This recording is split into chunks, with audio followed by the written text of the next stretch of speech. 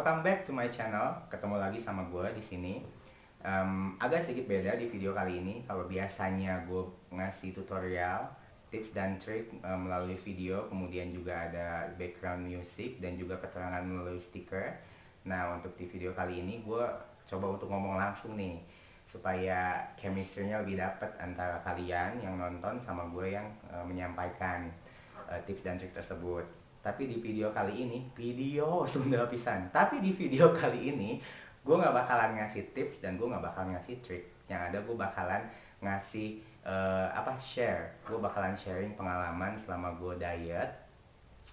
Dalam di keterangannya kan disebutin dalam 2 minggu gue udah nurunin bukan hampir 7 kilo malah ya. Nah, tapi sebelum gue menceritakan pengalaman diet gue mau ngomongin dulu nih kenapa gue termotivasi buat diet. Jadi ceritanya selama PSBB itu gue berhenti banget nih, nggak pernah jogging, nggak pernah olahraga sama sekali, karena takut lah ya, kan anjuran dari pemerintah kita nggak boleh keluar dan lain sebagainya. Nah, itu yang bikin gue nggak ada lagi sama sekali aktivitas fisik. Sedangkan makan itu nggak pernah berhenti sampai akhirnya gue gendut banget. Kemarin pas gue nimbang tuh kaget sampai 82,5 kg. Sementara biasanya berat badan gue segendut-gendutnya gue itu nggak pernah sampai lebih dari 76 kilo. Intinya 76 kilo gue yang paling gendut sebelumnya. Nah, pas kemarin pengalaman gue gendut sampai 82,5, mulai banyak nih masalah-masalah kesehatan yang muncul di gue, kayak kalau tidur mulai sesak, susah untuk nafas, kemudian tangan gue juga sering kesemutan, dan yang utamanya mah bibir gue teh asa gini nih, gigituan sendiri gitu kan. Gue teh takut itu, gue juga nggak tahu itu indikasi dari apa gitu, cuma gue takut kena stroke atau apa dan lain sebagainya. Sampai akhirnya gue mutusin buat diet untuk kurangin berat badan untuk alasan kesehatan.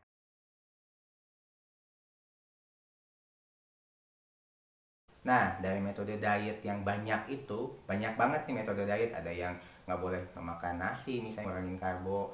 Ada yang mengurangi makan junk food. Ada yang mengurangi minuman manis. Sementara itu semuanya makanan yang paling gue suka. Minuman manis juga itu gue favorit banget.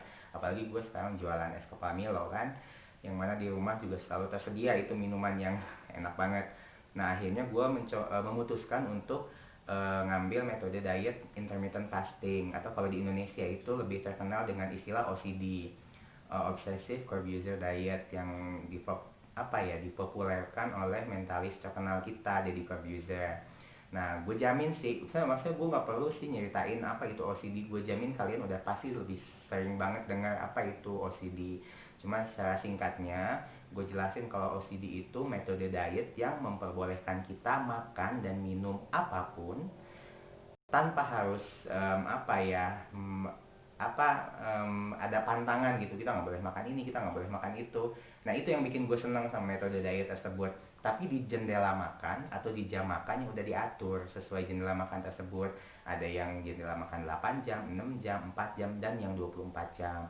Nah, yang 24 jam gue nggak mau ngomongin dulu, soalnya terlalu berat. 4 jam juga buat gue terlalu berat. Jadi gue mencoba untuk ngambil metode yang 8 jam dan 6 jam. Gue jelasin dulu ini ya, maksudnya dari yang 8 jam misalkan. Jadi metode yang 8 jam itu, kalau misalkan kalian mulai makan dari jam 12 siang, itu artinya kalian boleh makan sampai jam 8 malam.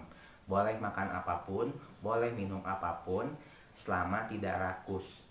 Tidak rakus ya, jadi porsi makannya sesuai dengan porsi yang biasa kalian makan. Jangan sampai kayak gini, biasanya kalian makan 1 piring, gara-gara kalian semenjak OCD tiba-tiba jadi makannya 2 piring karena takut kelaparan besoknya. Enggak, jadi tetap harus yang makan sewajarnya. Nah, selama jendela makan 8 jam tersebut, kalian boleh makan dan minum apapun. Kemudian setelah jendela makan tersebut habis, itu waktunya kalian mulai puasa. Jadi dari jam 8 malam sampai besoknya jam 12 siang, kalian nggak boleh makan apapun, nggak boleh minum apapun yang ngandung kalori. Kecuali kalau kalian nemuin makanan yang memang zero kalori. Yang saya rasa itu nggak ada. Tapi kalau misalkan kalian nemu, boleh kasih komentar di bawah supaya gue juga tahu nih kira-kira makanan yang bisa gue makan apa selama OCD. Nah, kecuali minuman, itu ada minuman yang bisa kita minum. Yang pertama air putih, karena air putih itu mengandung 0 kalori. Kemudian yang boleh kita minum juga kopi pahit tanpa gula, itu juga disinyalir sebagai 0 kalori. Istilahnya mah di bawah 5 kalori itu dianggapnya 0. Jadi kopi juga dianggapnya 0. Kemudian juga teh pahit tanpa gula.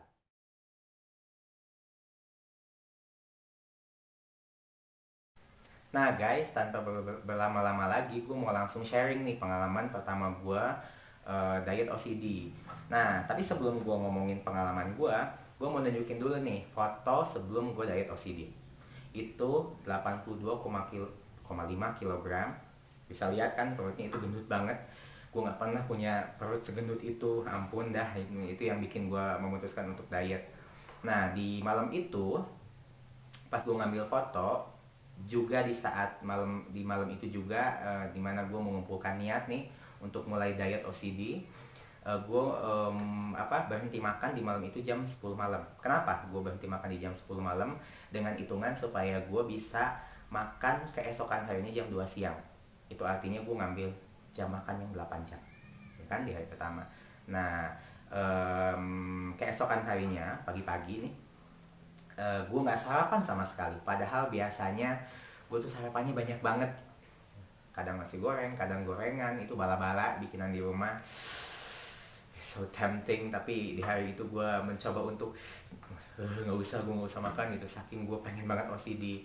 Cuman yang gue bilang, masih ada minuman yang bisa gue minum, yaitu teh pahit, kopi pahit, sama air putih. Akhirnya gue memutuskan untuk bikin kopi pahit. Setidaknya ada sesuatu yang masuk ke perut gua supaya gua nggak ngerasa yang aduh ya ampun asal nalangsa gitu, nggak makan apapun, adanya minum apapun. Akhirnya gua minum kopi pahit tersebut. Dan ya, yang namanya kita nahan lapar diet itu nih, pagi sampai jam 2 siang teh asa lama gitu waktu teh, padahal cuman berapa jam. Sampai akhirnya nyampe tuh jam 2 siang dan gue mulai boleh makan. Dan karena gue ngambil yang 8 jam tadi gue bilang, itu artinya gue punya waktu makan sampai jam 10 malam. Panjang banget waktu makan gue. Nah, dimulai dari jam 2 siang itu gue nggak banyak bakbibu lagi, gue langsung makan banyak banget. Udah kayak kesetanan, tapi maksudnya lumayan rakus, padahal syaratnya nggak boleh rakus. Tapi di saat itu gue rakus karena gue udah kelaparan pisan. Nggak apa-apa, namanya juga kan kita belajar ya di hari pertama. Gue makan seperti biasa, kemudian gue juga ngemil seperti biasa, bikin es kepal Milo malamnya. Dan yang parahnya lagi itu malam-malamnya sebelum jam 10, karena gue takut kelaparan besoknya, gue bikin mie instan. Bikin mie instan pakai telur itu udah paling bener deh itu kalau malam kita makan mie instan. Cuman nggak boleh sering-sering, itu kan nggak bagus juga. Nah, sampai jam 10 malam ada suara motor, ya abaikan aja. Nah, jam 10 malam gue berhenti makan lagi dengan niatan gue bakalan ngambil OCD yang 8 jam lagi. Keesokan harinya gue bangun seperti biasa, gue minum kopi pahit tanpa gula, kemudian gue juga nggak sarapan apapun. Nah, waktu berjalan nih di hari kedua udah lumayan agak terbiasa. Mungkin guanya karena di hari pertama udah kelaparan banget, di hari kedua udah asa biasa pisan. Pas mau jam 2 kok gue ngerasanya asa masih mampu nih gue kayaknya untuk memundurkan jam makan. Sampai akhirnya di hari itu juga gue memutuskan untuk ngambil jendela makan yang 6 jam. Itu artinya kalau misalkan gue ngambil yang 6 jam jendela makan, gue mundurin jam makan dari jam 4 mulainya, 4 ke 10. Lumayan panjang itu. Kita bisa makan apapun, kita bisa minum apapun, kita bisa ngemil apapun selama dengan porsi yang normal. Seperti biasa gue makan berat, kemudian gue juga ngemil, kemudian gue juga bikin es kepal Milo, dan sebelum tutup jam makan gue bikin mie instan lagi. Dosa yang menyenangkan.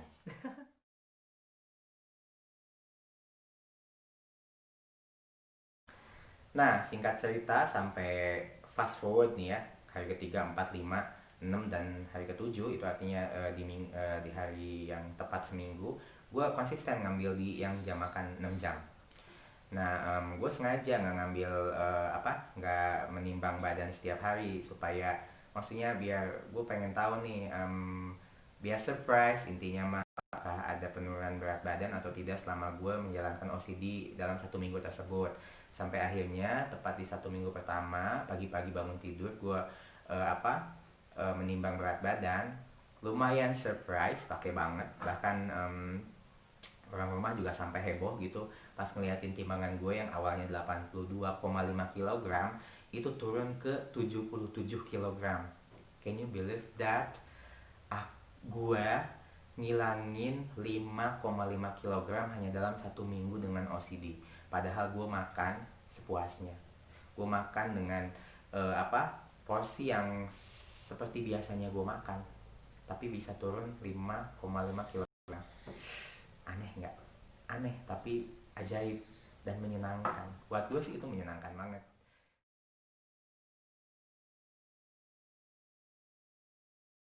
Nah itu tadi kan kalian udah langsung lihat hasilnya. Selama gue 1 minggu OCD, perut gue udah mulai agak rata, biarpun masih agak gendut dan masih banyak lemak, tapi setidaknya nggak sebuncit yang waktu gue masih 82,5 kilogram. Seneng nggak coba? Seneng kan ya? Kenapa? Enggak apa-apa. Enggak apa-apa. Lanjut aja. Oh, lanjut. Ada yang sorry nih, ada yang interrupt sih. Nah kan seneng banget ya ngelihat perubahannya, apalagi itu buktinya nyata pisan gitu, yang kita record di foto pertama sama foto kedua. Bisa kalian lihat before dan afternya. Selama seminggu gue nurunin segitu banyak kilogram, kemudian hasilnya juga nggak bohong gitu, kelihatan dari perut yang mengempes. Nah makin semangat nih gue ngejalanin OCD, sampai akhirnya masuk ke minggu kedua gue mulai memberanikan diri untuk ngambil jam makan yang 4 jam. Gue ngambil yang 4 jam, percaya nggak? Coba bayangin, gue mulai yang biasanya gue puasa dari jam 10 malam sampai keesokannya jam 4 sore, gue mulai ini nih memundurkan jam makan. Gue mencoba untuk puasa dari jam 10 malam sampai jam 6 sore. Itu artinya gue punya waktu makan 4 jam. Ya, dari jam 6 sore sampai jam 10 malam. Itu lumayan berat ternyata buat gue. Soalnya mungkin buat pemula kayak gue gitu ya, yang OCD, makan 4 jam, aduh, apalagi gue harus nahan lapar selama 20 jam. Itu gue nggak sanggup pisan, beneran. Di hari pertama minggu kedua gue ngambil yang 4 jam, itu gue ada sedikit kendala. Gue mulai bersin-bersin, kalau kata orang Sunda mah kayak salatri gitu, kayak kelaparan. Sampai akhirnya gue memutuskan untuk oke lah, gue nggak usah ngambil yang 4 jam, besoknya better gue balik ke yang 6 jam lagi. Nah sampai akhirnya gue konsisten aja ngambil yang 6 jam, nggak yang mencoba menyiksa diri gue gitu, mencoba ngambil yang lebih ekstrim 4 jam atau bahkan yang mungkin 24 jam, tapi malah nanti diet OCD gue gagal. Jadi kayak gitu guys, gue selama 2 minggu intinya mah gue lebih banyak make yang jendela makan 6 jam. Di hari pertama gue 8 jam, kemudian selanjutnya gue ngambil yang 6 jam, kemudian di hari pertama minggu kedua gue ngambil yang 4 jam dan gue ngerasa nggak sanggup, sampai akhirnya gue balik lagi ke yang jendela makan 6 jam, dan sampai sekarang gue konsisten di jendela makan yang 6 jam. Kalian bisa lihat hasilnya di minggu kedua, penurunannya memang nggak sesignifikan minggu pertama, yang mana minggu pertama gue bisa nurunin 5,5 kilogram, which is happy banget waktu itu. Nah di minggu kedua pas gue timbang, itu artinya baru tadi banget gue nimbang, gue hanya turun 2 kilo, dari 77 ke 75. Itu pun tetap gue happy, biarpun gue sampai bertanya-tanya kenapa ya gue nggak bisa turun sampai 5 kilogram lagi kayak minggu pertama. Tapi mungkin memang yang namanya diet kan seperti itu ya, kita nggak bisa untuk pengen supaya turunnya yang drastis banget, sementara mungkin juga kandungan lemak atau kandungan lemak di badan kita juga udah nggak sebanyak waktu yang di minggu pertama. Jadi itu mungkin yang bikin penurunan berat badan gue di minggu kedua nggak sesignifikan di minggu pertama. Tapi tetap, hey, kalian harus catet, turun 2 kilo dalam seminggu itu udah amazing pisan, bener, bahagia gue.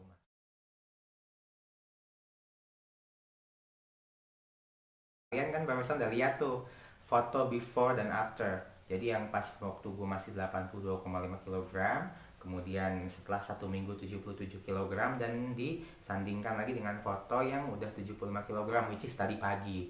Itu kelihatan banget bedanya. Dan itu yang bikin gue happy. Sampai akhirnya gue mikirin, kayaknya gue harus bikin tutorial ini supaya gue bisa ngasih ngasih gue share gitu loh, maksudnya bagi kalian yang punya masalah dengan berat badan mungkin bisa mencoba metode yang sedang gue jalankan sekarang. Nah gue nggak berhenti sampai di sini, soalnya gue juga desire-nya gue pengen supaya berat badan gue balik ke kayak waktu masih kuliah gitu, di 60 kilogram. Itu artinya gue harus nurunin 15 kg lagi.